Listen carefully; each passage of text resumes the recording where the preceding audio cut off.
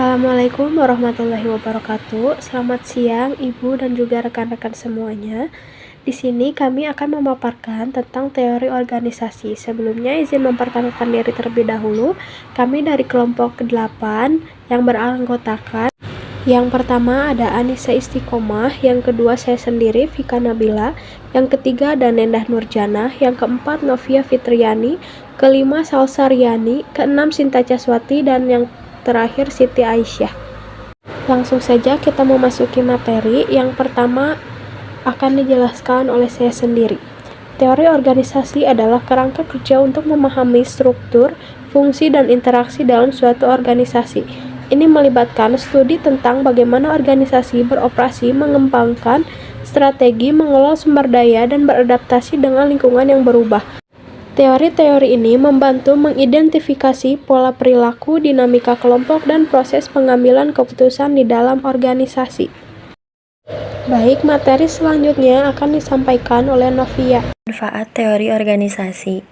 Manfaat teori organisasi diantaranya adalah meningkatkan kemampuan dalam berkomunikasi, dapat mencapai tujuan, menjadi motivasi dalam membangkitkan jiwa pemimpin, mampu memecahkan masalah yang ada, memperluas wawasan yang dimiliki, memperluas pergaulan dan mengatur waktu, memiliki rasa tanggung jawab yang tinggi, dan memiliki mental yang kuat pada saat menghadapi tekanan.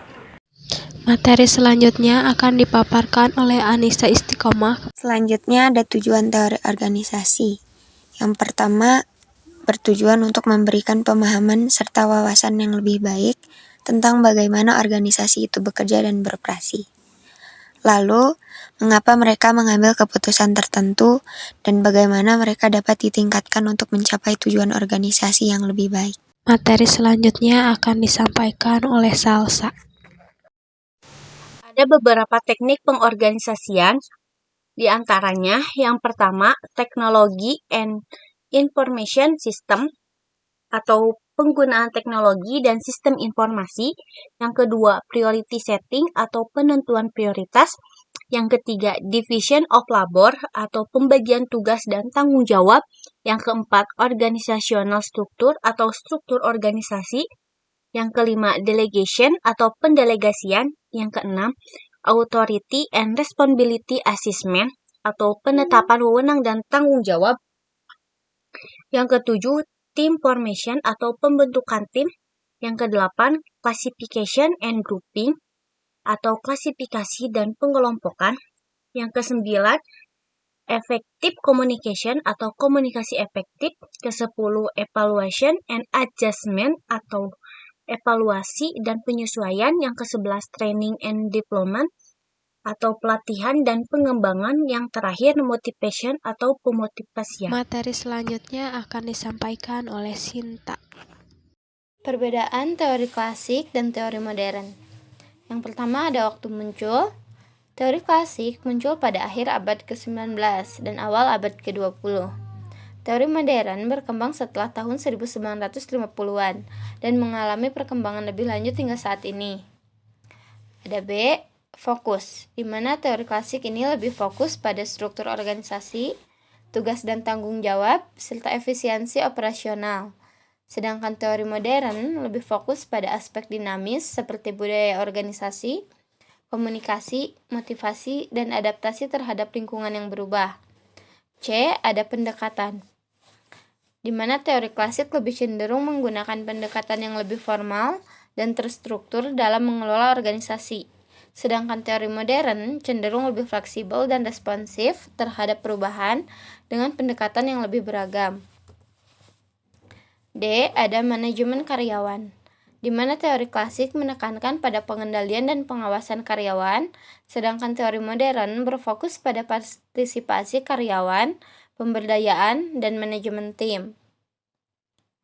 E, ada struktur organisasi, di mana teori klasik cenderung memiliki struktur yang hierarkis dan formal, sedangkan teori modern cenderung lebih memiliki struktur yang flat, fleksibel, dan adaptasi model seperti organisasi matriks atau tim.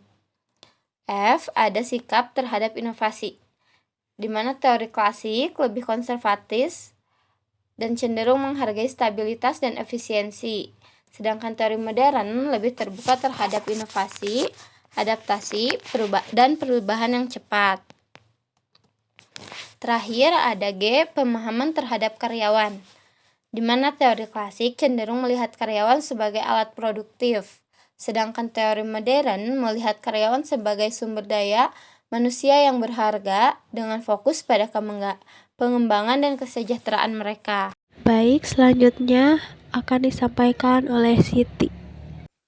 Baik, selanjutnya mengenai penerapan teori organisasi. Yang pertama ada pahami tujuan dan konteks organisasi. Hal ini merujuk pada kemampuan untuk memahami secara menyeluruh mengenai tujuan, visi misi, nilai-nilai, serta lingkungan di mana suatu organisasi beroperasi. Ini melibatkan pemahaman terhadap arah strategis, tantangan, dan faktor-faktor eksternal yang dapat mempengaruhi keputusan dan tindakan organisasi. Yang kedua, membuat rencana implementasi.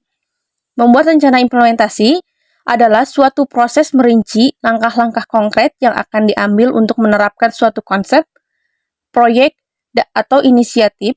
Ini meliputi jadwal waktu, tugas, dan yang harus diselesaikan, alokasi sumber daya, tanggung jawab tim, dan evaluasi kemajuan.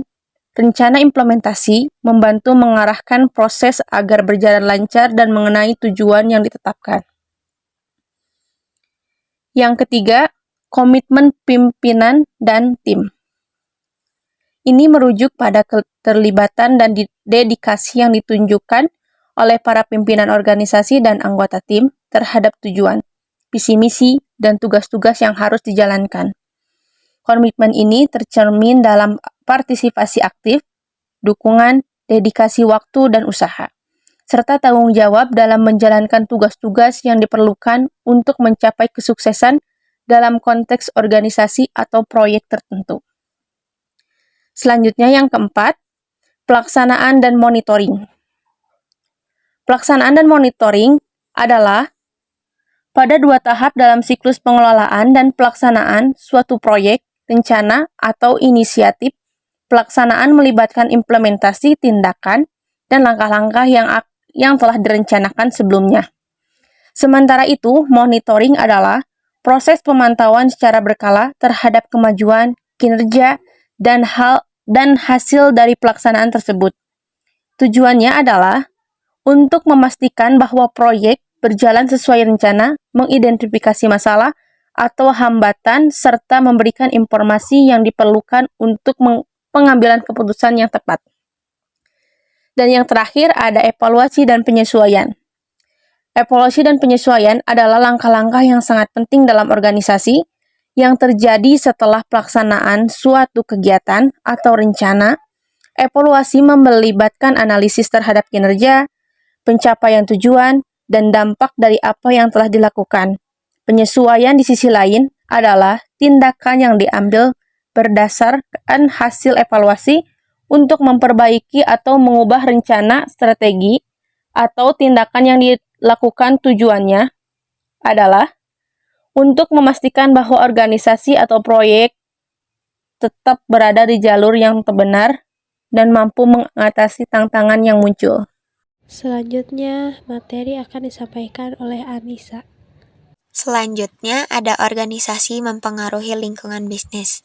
Yang pertama, efisiensi operasional yang merujuk pada kemampuan suatu organisasi untuk mencapai hasil yang diinginkan dengan menggunakan sumber daya yang tersedia secara optimal. Yang kedua, fokus pada inovasi merupakan pendekatan yang menekankan pentingnya mengembangkan ide baru, konsep, produk, layanan, atau proses yang dapat membawa perubahan positif dan memberikan nilai tambah kepada organisasi. Yang ketiga, kepemimpinan berbasis nilai merujuk pada pendekatan kepemimpinan yang menekankan pada pentingnya mengintegrasikan nilai-nilai etika dan moral ke dalam cara seseorang memimpin dan mengelola organisasi tersebut. Keempat, peningkatan kualitas dan kepercayaan merujuk pada peningkatan kualitas produk atau layanan yang ditawarkan, membangun kepercayaan pelanggan, meningkatkan loyalitas, dan mendukung pertumbuhan jangka panjang. Yang kelima, pemberdayaan karyawan merupakan suatu pendekatan di mana organisasi memberikan tanggung jawab, otoritas, pelatihan, serta sumber daya kepada karyawan untuk mengambil inisiatif. dan bisa berkontribusi secara aktif dalam mencapai tujuan organisasi. Yang keenam ada fleksibilitas organisasi, merujuk pada kemampuan suatu organisasi untuk beradaptasi, merespon perubahan, dan beroperasi secara efektif dalam berbagai situasi yang beragam. Yang ketujuh, manajemen berbasis tim adalah pendekatan manajemen di mana tugas dan tanggung jawab didelegasikan ke dalam tim atau kelompok kerja yang memiliki otonomi dalam mengatur pekerjaan mereka sendiri. Dan yang terakhir, kesadaran lingkungan dan perubahan budaya organisasi yang saling terkait dalam konteks keberlanjutan dan tanggung jawab sosial perusahaan.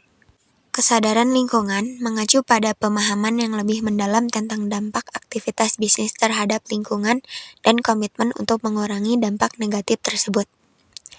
Perubahan budaya organisasi mencakup transformasi nilai-nilai, norma, dan perilaku dalam organisasi untuk mencerminkan nilai-nilai berkelanjutan dan responsif terhadap isu-isu lingkungan. Baik, materi yang terakhir akan disampaikan oleh Nendah Nurjana. Dalam contoh organisasi, perusahaan swasta memegang peran penting. Contohnya Apple Inc., Microsoft Corporation, dan Toyota Motor Corporation. Apple Inc. adalah contoh konkret penerapan prinsip strukturalisme melalui pengorganisasian internal yang mendukung inovasi seperti iPhone dan iPad.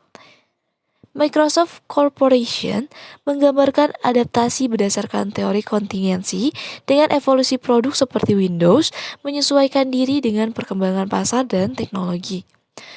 Toyota Motor Corporation memanifestasikan teori sumber daya dengan pendekatan lean manufacturing yang mengoptimalkan efisiensi produksi dan sumber daya.